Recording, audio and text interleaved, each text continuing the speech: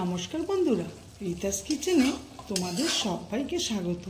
আজকে আমি বানাবো লাউ শাকের একটা রেসিপি। এই লাউ শাকটা খেতে খুবই অসাধারণ হয়, তোমরা একবার হলেও বাড়িতে ট্রাই করবে। আমার রান্নাটা যদি তোমাদের ভালো লেগে থাকে তাহলে আমার চ্যানেলে সাবস্ক্রাইব করার অনুরোধ রইল, আর লাইক কমেন্ট শেয়ার করো।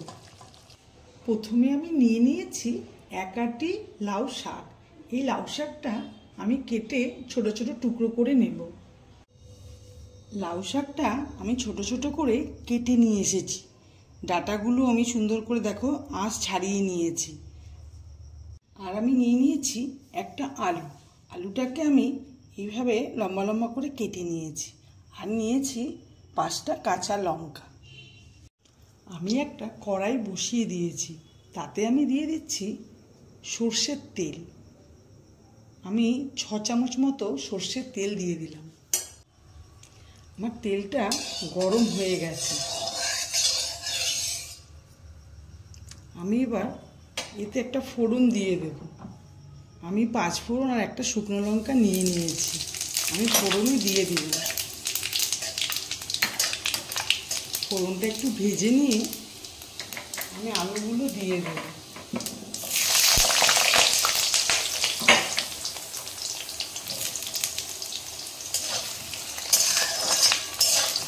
আলুগুলো আমি একটু ভেজে নিই। আলুটা আমি একটু ভেজে নিয়ে তারপরে আমি দিয়ে দেব, আমি তো ডাঁটাটা কেটে রেখেছি, সেই ডাঁটাটা আমি দিয়ে দিচ্ছি। ডাঁটাটা দিয়েও আমি ভেজে নেব একটু।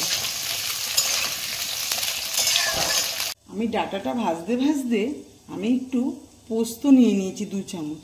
আমি এটা পেস্ট করে নেব। আমি প্রথমে পোস্তটাই পেস্ট করে নেব, তারপরে আমি এর সাথে লঙ্কা দিয়ে একবার পেস্ট করে নেব। দেখো, পোস্তটা আমি আগে প্রথমে পেস্ট করে নিয়েছি, তার জন্য খুব সুন্দর মিহি হয়ে গেছে।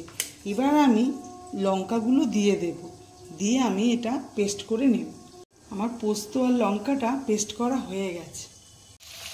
ডাঁটা আর আলুটা ভাজা হয়ে গেছে। আমি এবার শাকগুলো আমি দিয়ে দেব।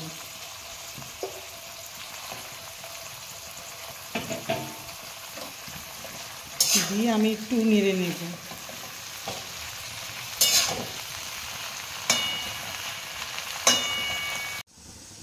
আমি ঢাকনাটা খুলছি। আমি একটু ঢেকে দিয়েছিলাম, দেখো ঢেকে দেওয়ার জন্য শাকগুলো একদম নরম হয়ে গেছে।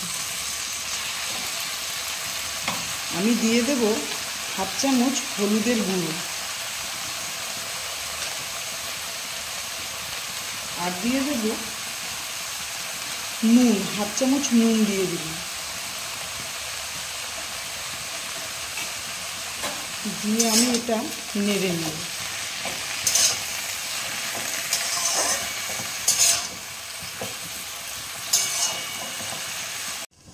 আমি ঢাকনাটা খুলছি। এবার আমি দিয়ে দেব, আমি যে পেস্ট করে রেখেছিলাম পোস্ত, সেটা আমি দিয়ে দিচ্ছি। পোস্ত দিয়ে রান্নাটা করবে, রান্নাটা খুবই খেতে ভালো লাগে, অসাধারণ রান্না হয় এটা।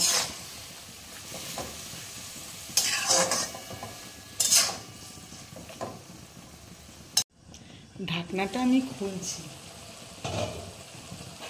রান্নাটা আমার হয়েই এসেছে। আমি সামান্য পরিমাণে চিনি এখানে দিয়ে দেব।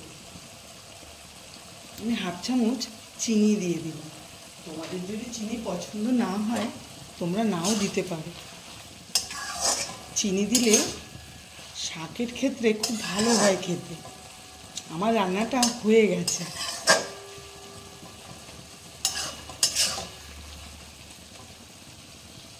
ভিডিওটা দেখার জন্য তোমাদের অসংখ্য ধন্যবাদ।